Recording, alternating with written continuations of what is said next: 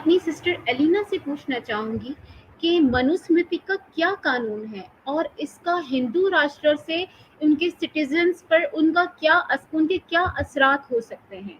अस्सलाम वालेकुम सिस्टर। वालेकुम अस्सलाम व रहमतुल्लाह। तमाम सामीन को मेरी तरफ से भी और ईमान यूनियन टीम की तरफ से, वुमेन विंग की तरफ से सलाम। और आज का टॉपिक बहुत इम्पॉर्टेंट था। कई दिनों से हमने नोट किया कि हिंदू राष्ट्र की, अखंड भारत की बात हो रही थी, तो हमें एक जहन में बात आई कि ये आखिर किस तरह का राष्ट्र होगा। वहाँ पर हम खातून हैं, हम खवातीन हैं, हमें फिक्र लग जाती है कि फिर उन बहनों का क्या होगा, नो मैटर वो किसी भी रिलीजन से ताल्लुक़ रखती हैं, उनके साथ क्या विवाह होगा, उनके साथ किस तरह का सलूक रखा जाएगा, उनको राइट्स मिलेंगे या नहीं मिलेंगे। तो थोड़ा सा डाइव इन करना पड़ा इस टॉपिक के अंदर। और क्या हिंदू राष्ट्र के अंदर महिला, not from any particular religion और सेक्ट, किसी भी मजहब से ताल्लुक़ रखती हैं, उनके साथ उनको कोई ख़तरा तो नहीं है। इस टॉपिक को आज हम डाइव इन करेंगे। और मनुस्मृति का कानून लाने की बात की जाती है। अगर आप आज भी सर्च करेंगे तो गूगल पे साफ बीजेपी की रहनुमा जो लीडर्स हैं, उनका यही कहा जा रहा है कि इन्होंने जो है वो काशी को कैपिटल बनाना है हिंदू राष्ट्र का, मनुस्मृति का कानून लाया जाएगा। तो मनुस्मृति के कानून का जो हिंदू राष्ट्र के नागरिक हैं, उनकी लाइफ्स पर, उनके लॉज का क्या असर होने वाला है, आज हम उसको थोड़ा समझेंगे। जहां हम ये जानते हैं कि मनुस्मृति का जो कानून है वो टोटली बेस करता है इन इक्वालिटी पर। इन इक्वालिटी मतलब ये कि वो बर्थ बेस्ड सिस्टम है, जहाँ पे समाजी, माशी और साथ साथ जेंडर इन इक्वालिटी भी बहुत तरीके से पाई जाती है। और हम उसका सबूत भी आप लोगों को देंगे। कुछ कॉलर्स हैं, हिंदू कॉलर्स हैं, और वो मेल हैं, जबकि स्क्रीन पर स्लाइड चल रही है कि ओनली फॉर फीमेल कॉलर्स। तो अगर आप किसी डिस्ट्रेस का शिकार हैं तो आप अपना जेंडर चेक करवा सकते हैं। फीमेल कॉलर्स के लिए सिर्फ ये हमारा लिंक है, तो खुद को शर्मिंदा मत करें, खाली फीमेल कॉलर्स ही हमें ज्वाइन कर सकते हैं। न्यूली अपॉइंटेड बीजेपी लीडर खुशबू की क़यादत में एक बहुत बड़ा औरतों का जो है वो, ये मैं स्क्रीन पे दिखा देती हूँ, न्यूज़ है। और खुशबू सुंदर इनका नाम है। इन्होंने क्या किया था, इन्होंने एक बहुत बड़ी औरतों की रैली निकाली, जुलूस निकाला, और इन्होंने निकाला था मनुस्मृति के फेवर में। और किस तरह के तमिलनाडु के जो थे वो चीफ मिनिस्टर थे, उन्होंने कुछ मनुस्मृति के अगेंस्ट कोई बात कर दी थी। तो ये जो खुशबू सुंदर हैं, इन्होंने मनुस्मृति के फेवर में जो है वो एक रैली निकाली औरतों के साथ। काबिल जिक्र बात ये है कि ये मनुस्मृति के दिफा में भारतीय जनता पार्टी यानी बीजेपी की तरफ से पहला पब्लिक एक रैली थी, मुजाहिरा था, और इस कानून के हक में था। साफ जाहिर है कि संघ परिवार अब अपना रास्ता बना रहे हैं एग्रेसिव कानून की तरफ, जो कि मनुस्मृति का कानून है। एक कदम और आगे बढ़ा जाए हिंदू राष्ट्र की तरफ, तब बढ़ा जब अगस्त 5, 2020 की भूमि पूजन थी, और वो राम मंदिर के अंदर थी। और जी बिल्कुल, ये वही राम मंदिर है जो कि बाबरी मस्जिद को ढा के बनाई गई थी। और ये वाकया भी असल में हिंदू राष्ट्र की शुरुआती प्लान का एक हिस्सा था। खैर, इस भूमि पूजन में आरएसएस के मोहन भगवत ने मनुस्मृति के ये श्लोक पढ़े। मैं जरा स्क्रीन पे आपको दिखा देती हूँ। और इस श्लोक पर इसका जो तर्जुमा है वही आप लोगों के लिए काफी हो जाएगा हिंदू राष्ट्र को समझने के लिए। इसमें ये कहते हैं कि वो पहला ब्राह्मण जो पैदा हुआ इस देश में, इस धरती में, उसके तमाम लोगों को अपने अपने कार्य यानी अपनी अपनी रिस्पेक्टिव ड्यूटीज जो है वो सीख लेनी चाहिए। यानी कि भूमि पूजन हो रही है राम मंदिर के अंदर, और वहां पर क्या कहा जा रहा है, वहां पे ये कहा जा रहा है, वहां पे ये श्लोक मनुस्मृति के पढ़कर ये वाजे किए जा रहे हैं कि अब जो कानून बनने जाएगा उसमें एक ब्राह्मण जो है, जो फर्स्ट बॉर्न है, वो ही आप लोगों को बताएगा कि तुम्हारे क्या क्या ड्यूटीज है और तुम्हें क्या क्या करना पड़ेगा। ये अलार्मिंग था। मोहन भगवत ने ये श्लोका पढ़कर हिंदुस्तान के लोगों को ये बात अच्छे तरीके से समझा दी थी कि जहां वरना का काम यानी हर वरना का काम उसको खुद सौंपा जाएगा और समझा दिया जाएगा।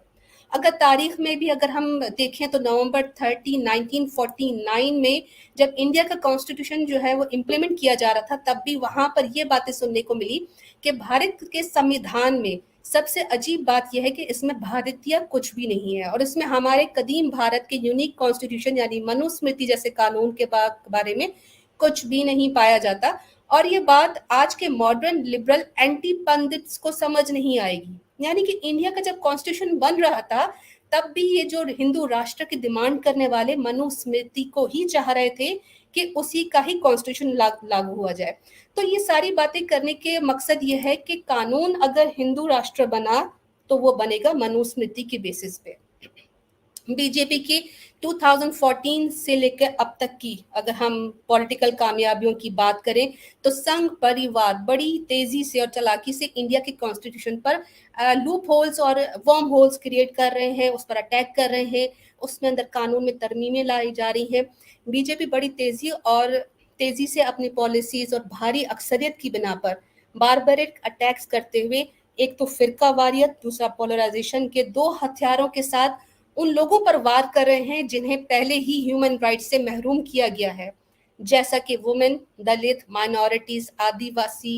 ये सारे लोग वो हैं जो ऑलरेडी इस वक्त के जो इंडिया है जिसको रन करने वाली वही पॉलिटिकल टीम है जो कि हिंदू राष्ट्र की डिमांड करती है। और हम देख सकते हैं कि वहां पे किस तरह से इन तमाम लोगों के साथ एक अजीब किस्म का सलूक किया जा रहा है। हिंदू राष्ट्र की तरफ बढ़ने वाले ये तेजी से कदम, काफी लोग ये बात अलार्मिंग महसूस कर रहे हैं, जैसे हमें भी महसूस हो रहा है, लेकिन जो लोग वहां पर कुछ ऐसे भी हैं जो इसको अलार्मिंग नहीं बल्कि अपने फेवर में मानते हैं। और उसका रीजन भी यही है कि उनको लगता है कि हिंदू राष्ट्र अगर बनेगा भी तो उसका नुकसान जो है वो माइनॉरिटीज पर होगा, लोअर कास्ट पे होगा, नॉन हिंदूज पर होगा, डिफरेंट किस्म के कास्ट पर हो सकता है। लेकिन जो प्रिविलेजेस कास्ट हैं उनको जो है वो हाई स्टेटस दिए जाएंगे, उनको गारंटी दी गई है कि आप लोगों के साथ बहुत मतलब जिस तरह के है मनुस्मृति में कानून है कि उनको प्रिविलेजेस दिए जाएंगे। तो इसलिए वो मांग भी कर रहे हैं और सपोर्ट भी कर रहे हैं।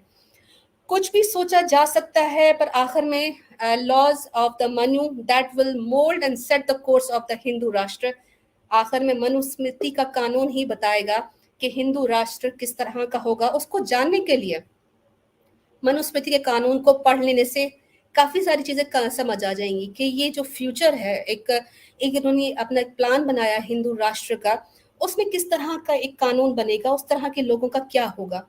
मनुस्मृति का सबसे बड़ा कानून जो हम सब जानते हैं और वो है बर्थ बेस्ड राइट्स पर, सोशल, इकोनॉमिक्स, जेंडर की बुनियादों पर ये राइट्स जो है वो दिए जाएंगे। यहाँ तक कि कौन कैसा कारोबार करेगा, क्या ड्यूटी निभाएगा, सब मनुस्मृति में दर्ज है और ये हिंदू राष्ट्र का कानून जो है वो बताएगा। जो जिस कास्ट से या जात से यानी कि ताल्लुक रखता है, जिसमें पैदा हुआ है, उसके मुताबिक अपना हक पाएगा। अब देखिए ना, जैसे कि अगर एक प्रोफेशन, कुछ प्रोफेशन ऐसे हैं जो कि साफ सुथरे नहीं होते, I mean in the matters of sanity के, कुछ सफाई सुथराई से रिलेटेड है, अब उनके साथ बुरा बिहेव किया जाता है। अब अगर मनु के कानून के मुताबिक कोई इंसान अगर ये चाहता है कि वो ये काम छोड़ना चाहे और वो दूसरे ग्रोह का जो पेशा है कास्ट सिस्टम में अगर उसको अपनाएगा, तो मनुस्मृति ये कहता है, उसका वो लॉ कहता है कि वो शख्स अपना कास्ट से हटकर जो उसको कारोबार दिया गया है या जो उसको जॉब दी गई है वो उसको नहीं कर सकता, बल्कि उसको सजा भी दी जाएगी और उसके लिए घोर पाप भी है। अब इस तरह देखें ना कि हिंदू राष्ट्र में जिसके दादा ने गटर साफ किए होंगे, 2040 के बाद भी उसकी जितनी भी तमाम नस्लें होंगी वो गटर ही साफ करेंगे, अनटिल और अनलेस अगर हम बात करें कि वो ऑक्सफोर्ड और हार्वर्ड से पढ़ने के बाद कोई गटर साफ करने की मशीन इन्वेंट कर भी ले, लेकिन फिर भी मसला सॉल्व नहीं होता, क्योंकि हिंदू राष्ट्र में उनको जो इज्जत मिलेगी वो तो उनके कास्ट बेस पे मिलेगी। अब मशीन से गटर साफ करें या फिर किसी और तरीके से, उनको अछूत ही माना जाएगा, उनको अनटचेबल्स ही माना जाएगा। तो मनुस्मृति का लॉ जो है वो आप अगर कोई दलित, कोई आदिवासी, कोई भी इस तरह का है, वो चाहे कितना भी अच्छी यूनिवर्सिटी से पढ़ लेगा, लेकिन वो अगर दलित है, वो अगर अछूत है, वो अगर आदिवासी है, उसके घर वाले सदियों से जो है वो शौचालय जो है वो साफ करते आ रहे हैं, टॉयलेट साफ करते आ रहे हैं, तो उनको जॉब वही दी जाएगी। अब वो पढ़ने के बाद मशीन इन्वेंट कर ले तो खैर। The law of code of Manu के पहले ही 4 श्लोकास में लिखा गया है कि जी कौन किस अंग से, भगवान के किस अंग से पैदा हुआ है। और हम सब जानते हैं कि वहां पे दलितों का तो कोई सिस्टम ही नहीं है, बल्कि वो तो आउटकास्ट माने जाते हैं, वो किसी अंग से पैदा ही नहीं हुए। अब जब कास्ट सिस्टम के बेस पर बनाए गए हिंदू राष्ट्र में भी अगर हम बात करें तो मनुस्मृति में लिखा है कि जिसका जो कास्ट होगी उसके हिसाब से उसको नाम दिया जाएगा।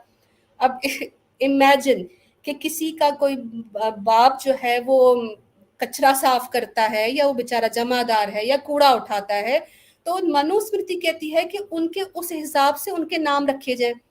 अब हिंदू राष्ट्र में हो सकता है मोस्ट प्रोबेबली कि कोई अपने बच्चे का नाम जो है वो बड़ा गटरिया और छोटा गटरिया और गंदा गटरिया नाम रख सकता है, क्योंकि तो मनुस्मृति कहता है। तो बीजेपी की जो लीडर खुशबू है, उन्होंने खवातीन के साथ जो मिलकर मनुस्मृति का जो एक कानून उसके हक में रैली निकाली। अब देख लेते इन औरतों का क्या हाल होना है अगर हिंदू राष्ट्र बन गया, तो उसमें इन औरतों के साथ क्या किया जाएगा। अब यहाँ पे हिंदू राष्ट्र की एक झलक दिखा देते हैं कि मनुस्मृति में कहा जाता है कि औरत जो है वो सिर्फ बच्चे पैदा करने के लिए बनाई गई है और आदमियों को उनको माँ बनाने के लिए। मैं जरा सीधा सीधा बातें करूंगी क्योंकि आज तो टॉपिक खैर ये है नहीं कि मैं इनकी कंप्लीट किताबों को खोल कर आपके सामने बताऊं कि मनुस्मृति में क्या कुछ नहीं होने वाला। लेकिन ये समझ लें, ये खवातीन जो हिंदू राष्ट्र की बात करती हैं वो समझ लें कि इन हिंदू राष्ट्र के अंदर उनको सिर्फ और सिर्फ एक बेबी मेकिंग मशीन के अलावा कुछ नहीं समझा जाएगा।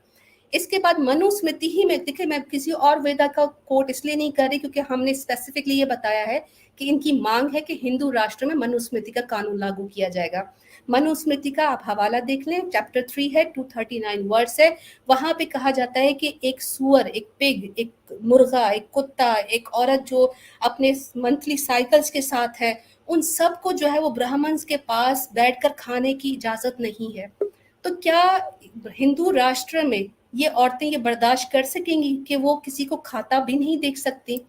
नेक्स्ट मैं यहाँ पे दिखा दूं कि एक जो औरत है हिंदू राष्ट्र में, क्योंकि अब मैं फ्यूचर दिखा रही हूँ उन तमाम औरतों को जो मांग करती हैं, जो बीजेपी की साइड लेती हैं, और ये जितनी भी टुन्नी मुनीस हैं, और आप लोग जानते हैं कि ये बड़ी सपोर्ट करती हैं भगवा आतंकियों को और बड़े बड़े नारे लगाती हैं कि जी हिंदुस्तान मुसलमानों का नहीं है। तो हिंदुस्तान तो किसी का भी नहीं है सिवाय ब्राह्मण्स के।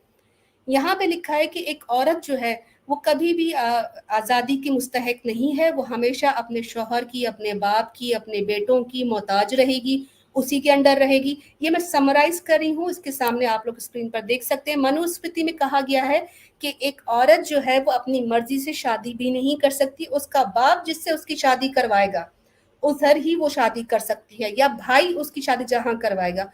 और उसके बाद लिखा है कि उसका हस्बैंड जब तक जिंदा है और मरने के बाद भी वो उसी की जो है ओबे करती रहेगी, उसके हुक्म को मानती रहेगी।